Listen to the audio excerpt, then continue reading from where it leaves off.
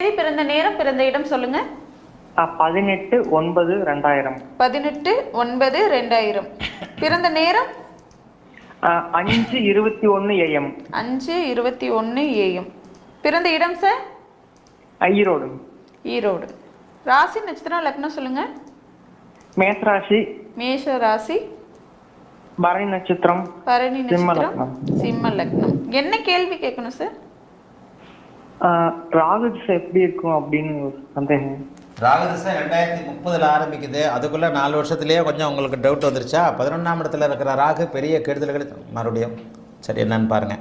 அப்படியே பேசுங்க. 11ஆம் இடத்துல இருக்கக்கூடிய ராகு வந்து உங்களுக்கு கெடுபலன்களை செய்யாது. ராகு வந்து உச்சனுடைய வீட்டில் இருக்கும்போது நல்ல பலன்களை செய்யும்னு நிறைய சொல்லியிருக்கிறேன்னா? ஆமாங்க குருஜி. ஆமாங்க.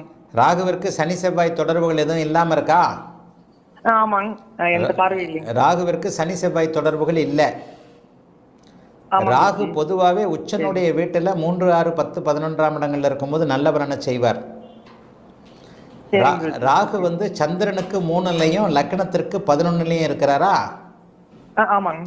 இது வந்து ஒரு பெரிய யோகம். இது வரைக்கும் இருந்த செவ்வாய் திசையை விட சந்திர திசையை விட ராகு திசை தான் உங்களுக்கு கிஃப்டட்.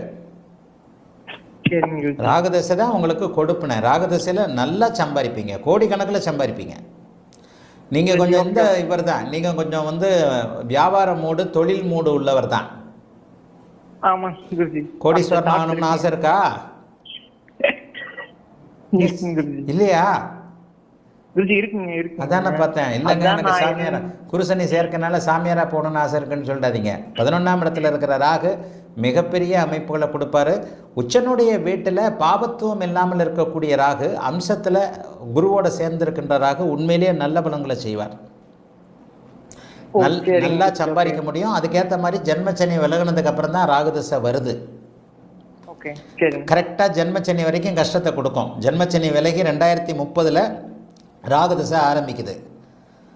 ஜென்மச்சனியில் ஏதாவது தேவையில்லாமல் ஏதாவது பிஸ்னஸ் முயற்சிகள் அந்த முயற்சிகள் இந்த முயற்சிகள்னு எதையாவது பண்ணி கொஞ்சம் நஷ்டம் வரும். அந்த நஷ்டத்தை வைத்துக்கொண்டு தொழிலை பற்றி தெரிந்து கொண்டு அதற்கு பிறகு ராகு திசையிலிருந்து ரொம்ப நல்லாயிருக்கும். ராகு திசை குரு பக்தியிலிருந்தே வாழ்க்கை நல்லாயிருக்கும். சரியா?